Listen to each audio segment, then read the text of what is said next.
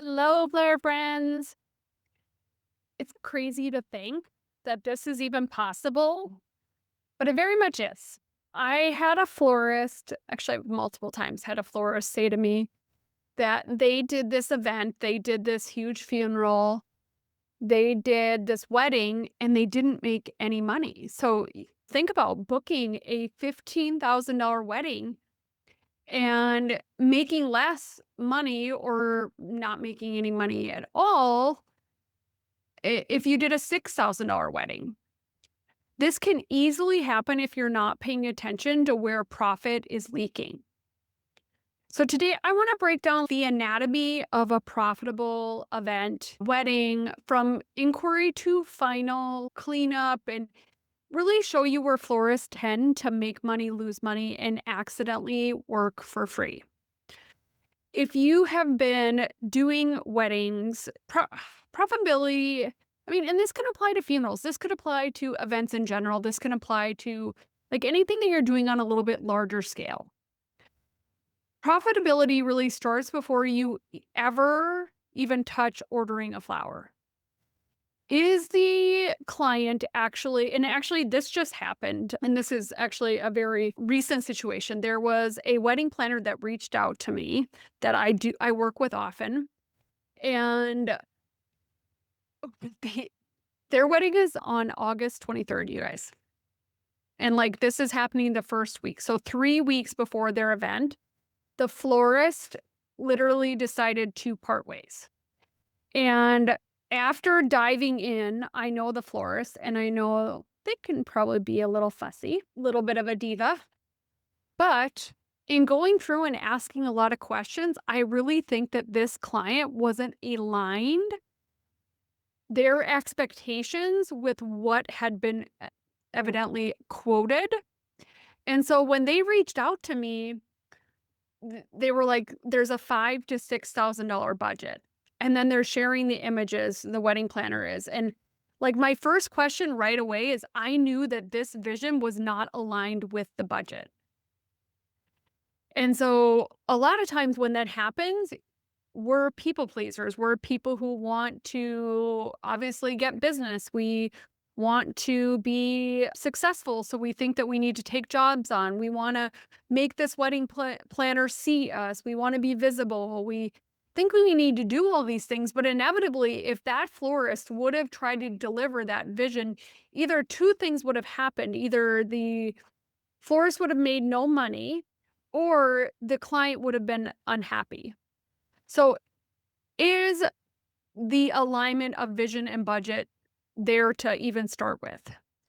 Is the venue difficult logistically? There are venues here that I have a pain in the ass surcharge because they are frankly horrible to deal with, horrible for load in and logistics. Is teardown required? How far are you driving? Is the scope of this event extremely complicated? My wedding that's coming up this weekend, scope overly complicated and crazy. And going into it until a few weeks ago, I felt like also a pretty unrealistic timeline, which then makes you have to get so many staff members that you're hardly making any money because it's just the sheer volume of help you need to pull this unrealistic expectation off. So will you need this huge, gigantic, oversized team? Are they asking for things that are difficult to execute for their budget? Not every dollar of revenue is equally profitable.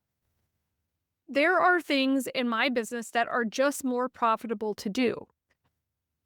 You often see, like, especially beginner florists accepting weddings because the total sounds really good, which this happened with a florist that I've coached.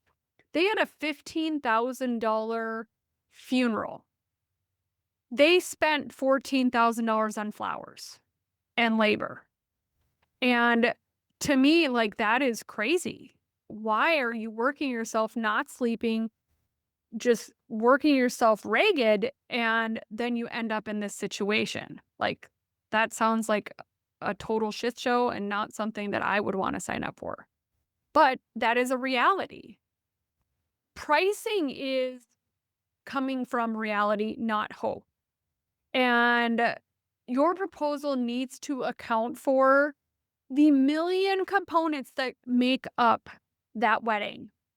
And a common mistake in pricing is the flowers are correct, but we forget everything else.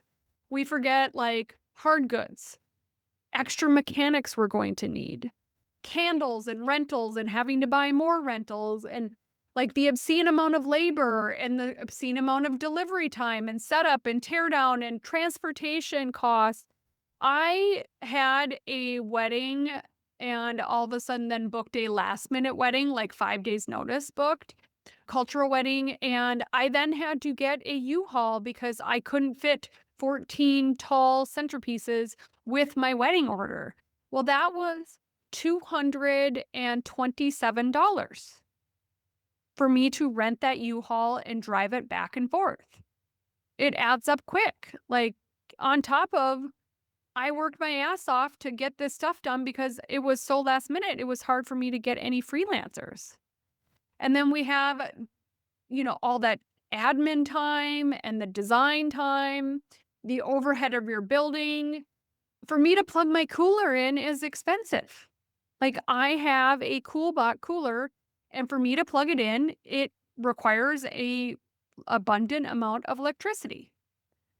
Then you have taxes and sales tax and all the things. So if you're not pricing your flowers and you're forgetting everything else around them, you are inevitably going to lose money because the flowers are not the only thing your client is buying. They are buying you. They're buying your expertise, your logistics, your team, your design, your problem solving, your ability to execute. They're buying you as a package deal. And that is one thing that in my business, I make sure that I position heavily because I, even in my consults, would say a little joke. I've been doing this for over 30 years now, and nothing will surprise me.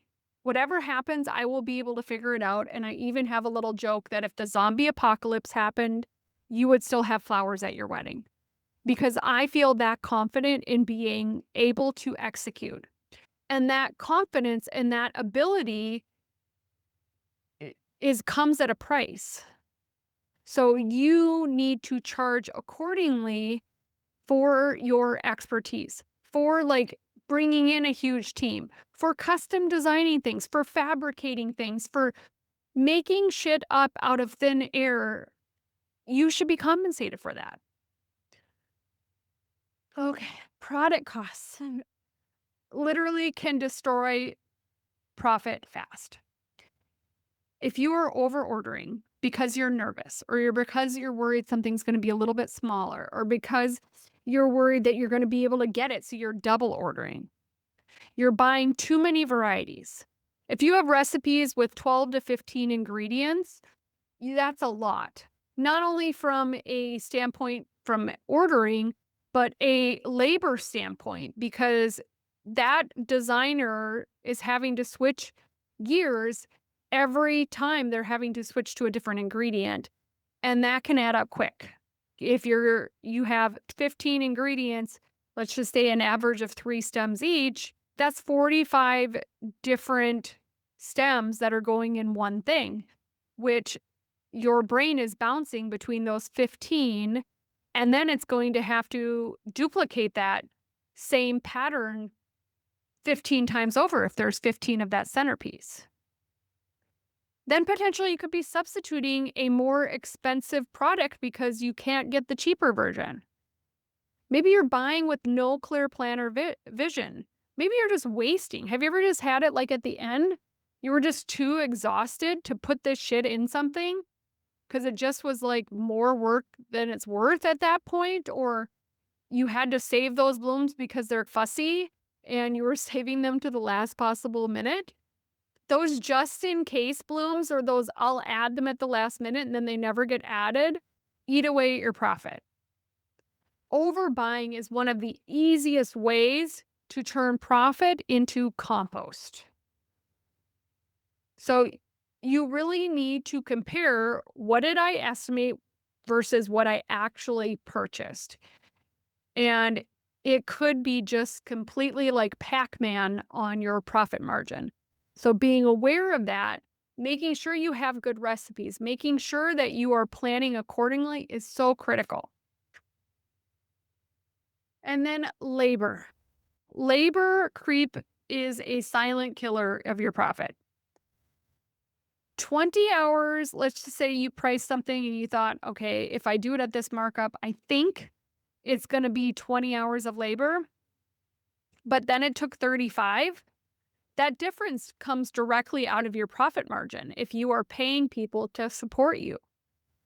So this is where you really need to analyze. And these are things that are really hard to do. I am not saying that this is an easy task because I have recently gone through that. I had a freelancer that I felt like was dragging ass, and I felt like it was eating my profit margin. And it was also extending our design time so much that it was driving me crazy. And when you have freelancers moving too slowly or too many people scheduled or really unclear expectations or excessive tweaking, you're rebuilding designs, you have poor prep, insufficient load in, people just standing around, that drives me crazy, but it happens so often. Or maybe you didn't assign jobs clearly.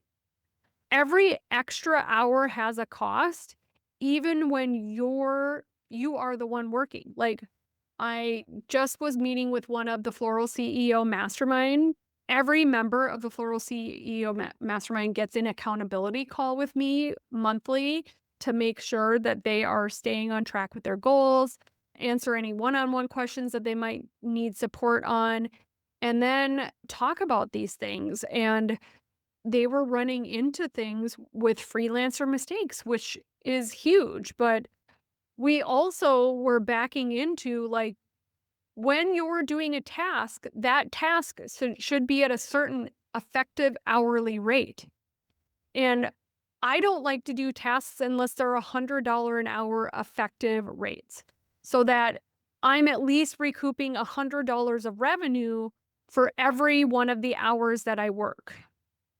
If I bill out something, like if I help design someone's event, I charge $150 an hour. Like, that is the minimum my time is worth when it's client facing. But internally, like, I want to be at least 100. And maybe that's 75 for you. Maybe it's 50.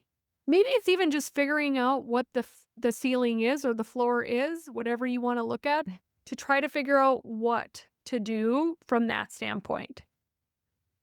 Then guide yourself. I shouldn't be like partaking, or I shouldn't be taking so long on something. So how could I be more efficient? How could I do this better so that I can up my effective hourly rate?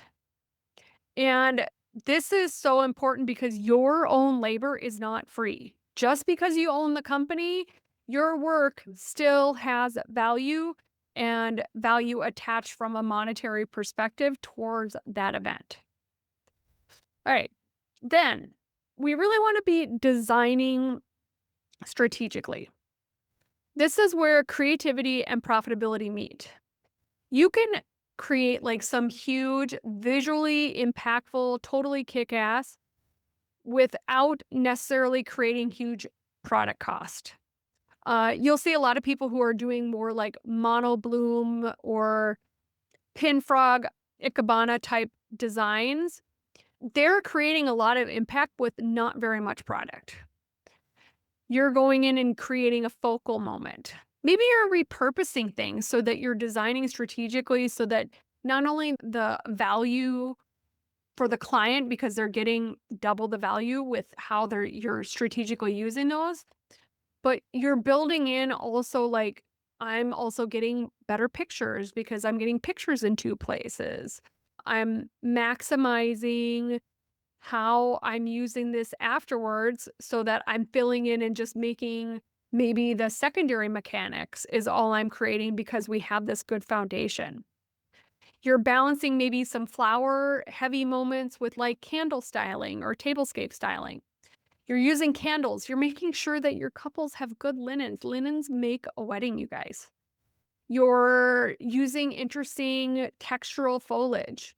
The vessels are really interesting. You're using negative space and selling the space. Space sells. Space things makes things look more expensive. Installations that photograph big without requiring an insane amount of profit. Profitable design is not making things cheap. It's not like the race to make things cheap. It's about making really smart, creative decisions.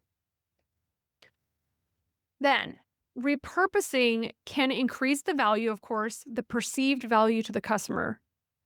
But when it actually works, florists often say, like, we'll repurpose it, or can we repurpose this? I literally, for this weekend's client, they were like, we want to strategically repurpose anything we can.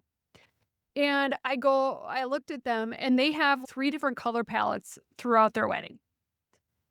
That would have been way easier and way more productive if we wouldn't have had 3 color palettes. So believe me, I have figured out every single way to repurpose anything that I can within the parameters of our color palettes. Like, dude, you did this to yourself, not me. But also, repurposing requires labor, time, transportation, coordination, appropriate mechanics, access to the space.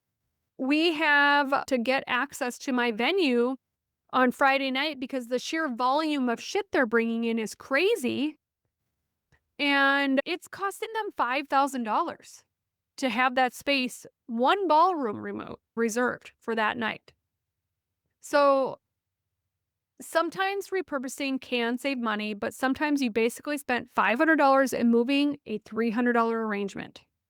So making sure you're being strategic, and repurposing is not always something profitable just because the flowers get used twice. All right. Profitability of a wedding can often also hinge on rentals. Rentals can become a major profit center. Things that I have really been successful from a revenue perspective is taper candle holders, pillar candles, and I have like some ribbed votives that I've rented the crap out of. Like, I've rented them so much. You might have like stands or arches. I do have like a copper arch that I've really rented the crap out of over the years, eons and eons of time. It's my favorite arch because it doesn't require any tools to assemble it. But once they've paid for themselves, rentals can help grow your margin. But you still have expense, things that still cost money. Cleaning, storing them. When things break, transporting them, packaging them, replacing things, really even just figuring out what the hell you have when you have it.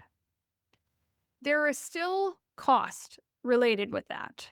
And so rentals can help you print money in your business, or they can create a garage full of expensive shit you never use. And I have went in and made oh my God, I'm so in love with this rental purchase, and not rented it out once. Because you love it doesn't mean that it is feasible in the wedding world, doesn't mean that it is going to be a rentable item in your inventory. You need to make sure that these are things that are mainstream enough that are going to basically kick ass and take names, because you're just like, I can use this. It could fit with any aesthetic pretty much. And it's just my go-to. I got this, go. I got this, go. This goes with this. Oh, I have these beautiful rib votives that I think would just complement your wedding. They're beautiful with any wedding I do. And that's why I rent them all the time, because I love them. All right. The next thing that florists often underestimate is the logistics. Delivery and setup cannot be an afterthought. So we need to think about the number of vehicles that you're going to need. Gas, mileage, U-Haul rental costs, you guys. Unloading, if you have to go upstairs, elevators, the parking costs if it's downstairs. venue access, multiple locations potentially, set up windows, and the team that you need to support that. A $10,000 wedding, 15 minutes from your studio, is different than $10,000 wedding 2 hours away that is at multiple venues. Looking at the $10,000 wedding that's 15 minutes away from your studio, I'd way go over that before I'd go over after the 2 hour away with multiple venues. That is just eating at your profit. Okay, the next is teardown is still part of the wedding. You still need to get your stuff back, your rentals. You still need to provide a seemingly as stress less as possible for the couple, because if they have to get rid of all this shit at the end of the night, that's not going to leave a good taste in somebody's mouth. So people sometimes price delivery and forget about the midnight pickup. And I price this out separately when I am having to do a teardown. So setup and delivery is one fee. Teardown is another. A room flip is another. Because I might be able to design a wedding that, let's just say a $4,000 wedding that has 15 centerpieces, and those 15 centerpieces are 6x6 cylinders with a lush garden bouquet in it. Easy. That is just going to be able to go home with guests at the end of the night. And if that's not the case, then they could just go home with even staff at the venue or whatever. Maybe it's a rental vase and then you're going to have to. But often I've positioned for me to come back at the end of the night. It's going to be starting at 300 to 350 to 400. That's kind of like the starting for me to just come and make an appearance to pick a few things up. And so if that's the case, we could have bought those 15 vases for that price. And then I wouldn't have had to come back at all. You know, even if I didn't want to come get my votives, I could have done pre-poured votives that are easy peasy in a glass kind of vase, pre-poured. You can buy them at Michael's. My wholesaler sells them as well. They're a great alternative because they could just be thrown away. So you could design the wedding too that you don't need to come back, which is super amazing. But teardown requires a good amount of resources: staff, a vehicle, travel time, late night pay, breakdown, trash disposal, cleanup, rental inventory checking. And sometimes teardown is the least glamorous and most annoying part of this whole job. So charge accordingly. Midnight labor is not a complimentary service, you guys. All right. Then you also want to be cognizant of tiny expenses: zip ties, floral tape, chicken wire. Chicken wire ain't cheap, you guys. It ain't cheap. Trays, buckets, boxes, candles, batteries, command hooks, wire, water tubes, trash bags are even expensive, and tape, foam alternatives. But multiply that across 40 weddings and that shit adds up. You do not need to invoice someone for every zip tie, but your pricing needs to account for the fact that you use them, that they cost money. All right, your time before the wedding matters too. This one is really overlooked because we often get to a point of sunken cost bias. We've just gone so deep into trying to get this wedding with all these details, and we've spent 10 to 20 hours before we've even touched a flower, which is never a great moment. So there are time kind of clocks that start when you have booked a client, or even before you even start. Consultation time, proposal building, revisions, sourcing, emails, meetings, timeline review, recipe creation, ordering, freelance coordination, venue communication, all the things. I have a silk flower wedding in November that the venue just emailed and asked for my COI, which I do weddings there all the time. So I had to spend time and just say, do you know when my COI expires? Because I hate by time I have this wedding to have to get you another one because it expires in like October. We're a ways out. September, October, November. We're 3 months out. My insurance might, and I don't want to have to go get you another one. So I want to be strategic with my time and get it when I need one. You're not, your client isn't just paying that wedding week. Then, really tracking your expenses, the actual expense versus what you estimated. After each wedding, you should really be reviewing product costs, labor, rentals, delivery, setup, teardown, and almost like go, what happened? What did flowers really cost? How many labor hours did we really use? Did I overbuy? Did delivery take longer? Was teardown underestimated? How much profit remained? You can still improve what you refuse to really let go of. There's always like one little thing, one little nugget. Because if you don't ever look at it, you're never going to improve. But you can't improve what you refuse to look at. And I always think there are things that people are just so set in their ways and you're not going to change them. But what if you got 1% better? What if you got 1% better? And then next wedding, you did that again. And then next wedding, you did it again.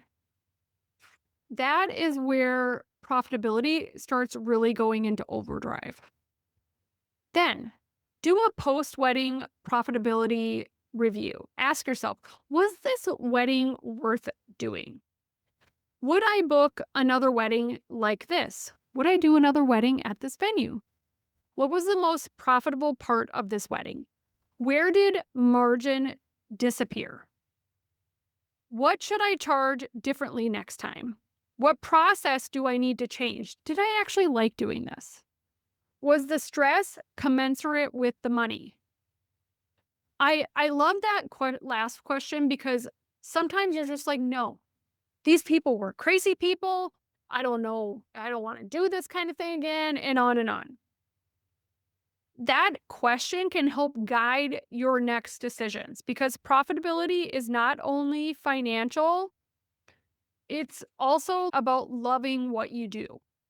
Because something can be not as profitable, but be 10 times more enjoyable. And to me, that has value. A wedding that makes $5,000 in profit, but makes you miserable for 4 months is not the right wedding. All right. So organize things into price, purchase, produce, perform, and then postmortem. So price, did you charge enough for everything required? Purchase, did you buy strategically and stay within your recipe and budget? Production, did your team work efficiently?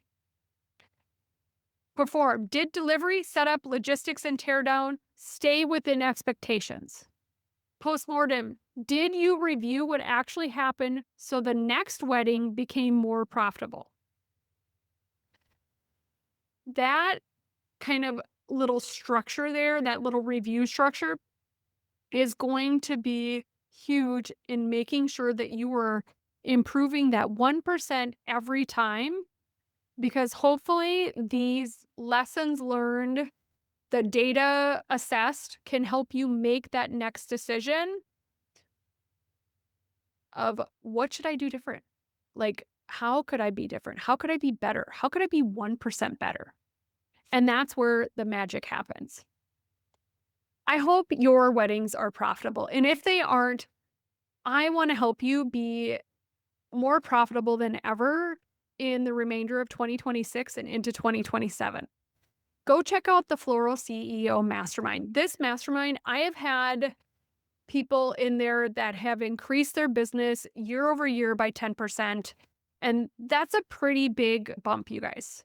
I've had people go from quitting a corporate job of 35 years into having 20, beating their goal of weddings that they wanted already. And we're not even 3/4 of the way through. And so I know they're going to even book more. And they crushed their goal. They're going to hit at least 23 weddings this year. They just were working a corporate job with a couple weddings booked. Like, I can help you turn up the dial. I can help you figure out where you're stuck, where you should let things go, where you should go all in, and also be surrounded by some of the most amazing women in the industry that are literally locking arms with others, trying to be the best version of themselves, trying to kick ass and take names and build businesses that not only are profitable, that are growing, but also feel good. Go check out floralceo.com/mastermind. I would love to see you there. This space is a game changer, and it is one of the most supportive and hands on masterminds in the floral industry right now. So go out and kick ass, take names. A big invoice does not guarantee a profitable wedding, but that could all change today. Thank you so much for listening, flower friend, and you have an amazing flower filled day.